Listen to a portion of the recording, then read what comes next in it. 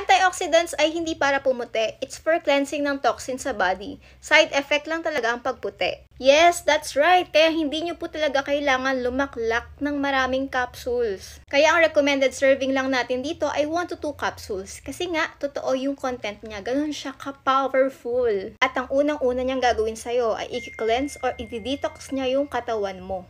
Sa first 2 weeks ko ng pag-intake kay Necotiron, first 2 weeks, naging regular yung bowel movement ko. Second is yung alertness.